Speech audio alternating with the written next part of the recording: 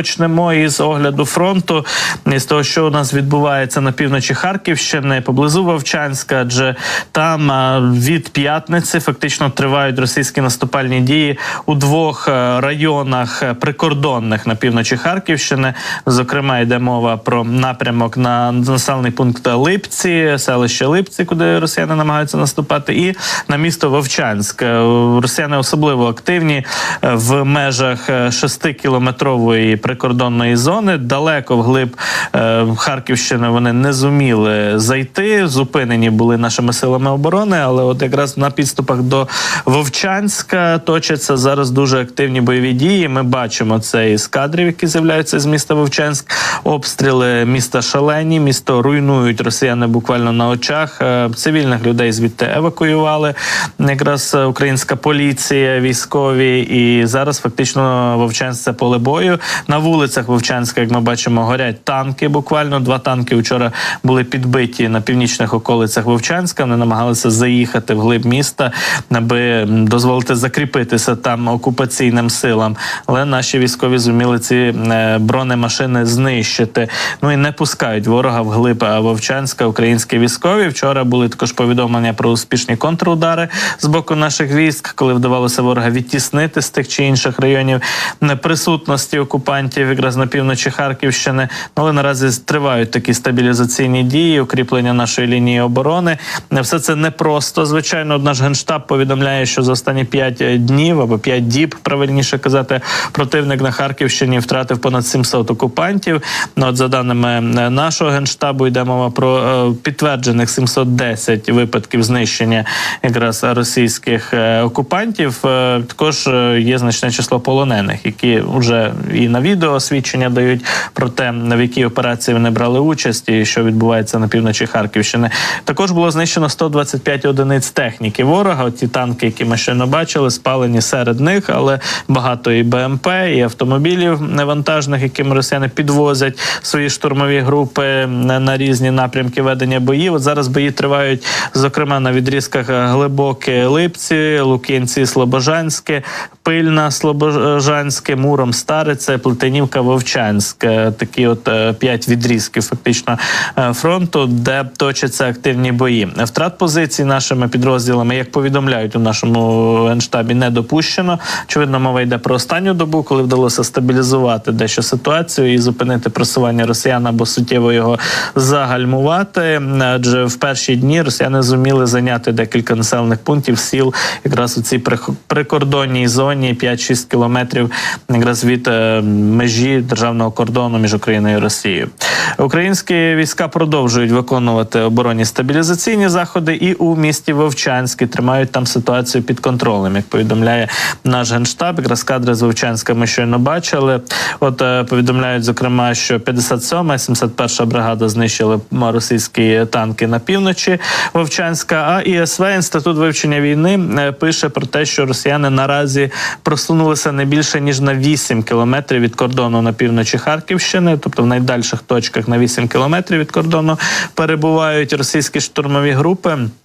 Аналітики цього інституту вивчення війни оцінюють ситуацію так, що російські окупанти наразі не набрали, скажімо так, швидких темпів просування і поки що формують таку собі буферну зону біля кордону державного між Україною і Росією і не мають змоги, ресурсу просуватися вглиб Харківщини. Це до слова до тих усіх страшилок, які ми чули з боку російської пропаганди, і, на жаль, деякі наші громадяни пройнялися такими псевдоповідомленнями, фейковими вкидами про те, що там росіяни Харків збираються брати чи проривати українські лінії оборони і заходити вглиб Харківщини. Цього всього не відбувається, і наразі ми бачимо, що потенціалу у ворога для таких дій немає, але якраз нав'язали вони бої за Вовчанськ, і фактично це зараз такий інформаційний епіцентр і справжній епіцентр боїв на півночі Харківщини, де дуже активні бойові дії точаться.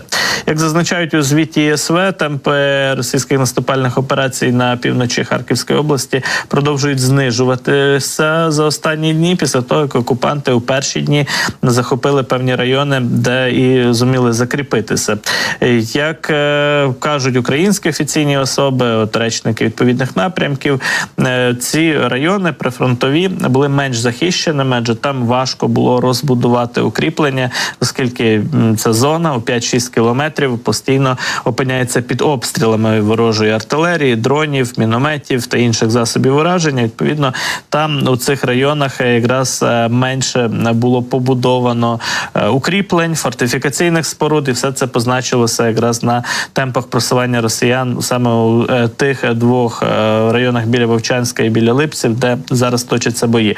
Можемо поглянути на мапу від Deep State про те, як виглядає цей район зараз. Отже, фактично від учора лінія бойового зіткнення не змінилася.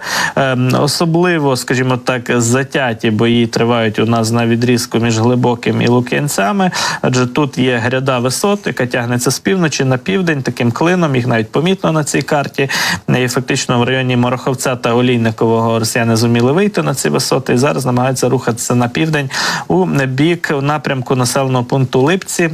І це і є фактично такою оперативно-тактичною метою росіян у цьому районі дійти до хоча б цього населеного пункту і там закріпитися. Як бачимо, за останні дні не вдається росіянам туди просуватися, залишається там 5 кілометрів приблизно відстані, і наші військові їх стримують на лінії фронту зараз в районі Глибокого і Лук'янців.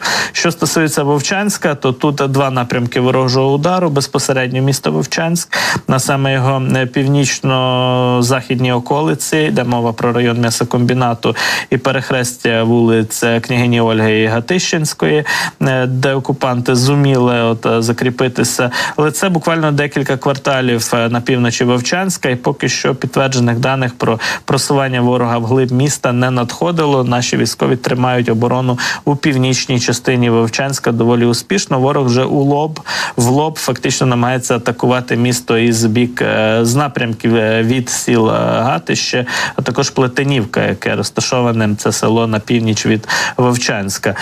І ще один напрямок ворожого удару, якраз приблизно у районі Вовчанська, на захід від Вовчанська, це район переправи через Сіверський Донець між селами Бугруватка і Приліпка. Там є автомобільний міст, поки наразі невідомо достеменно в якому він стані, але він використовувався для логістичних маршрутів на Вовчанськ нашими військовими. Далі та дорога йде в бік Вовчанська саме. І от росіяни прагнуть тут захопити цю переправу, докладають багато зусиль, аби окупувати село Бугруватка і вийти на цю переправу.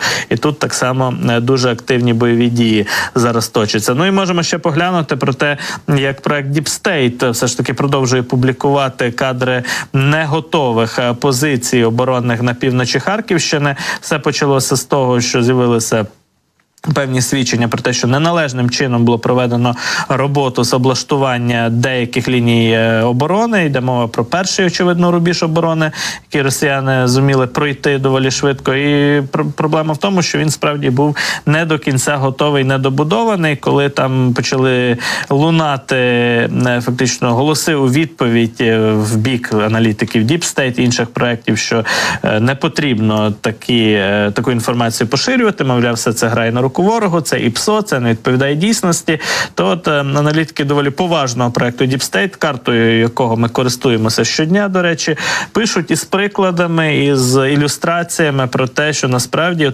є випадки, їх чимало, коли справді не були належним чином проведені роботи з укріпленням фортифікацій на півночі Харківщини. Зараз ми бачимо, зокрема, не до кінця побудовані, не до кінця готові оборонні рубежі біля населеного пункту Липці, як стверджують якраз автори із проекту Deep State, це локація за 10 кілометрів від державного кордону України. І ми бачимо, що хтось там почав укріплювати траншеї в першу чергу, так, але не до кінця не завершив цю роботу. І вогневі точки, спостережні пункти, траншеї тут до кінця не завершені.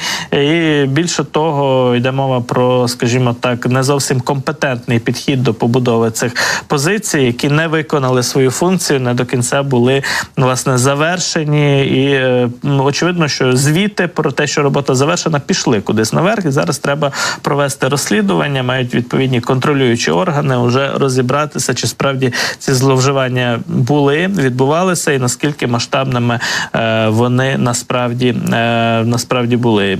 Адже зараз бачимо, що ворог доволі легко цю територію першого рубежа оборони пройшов.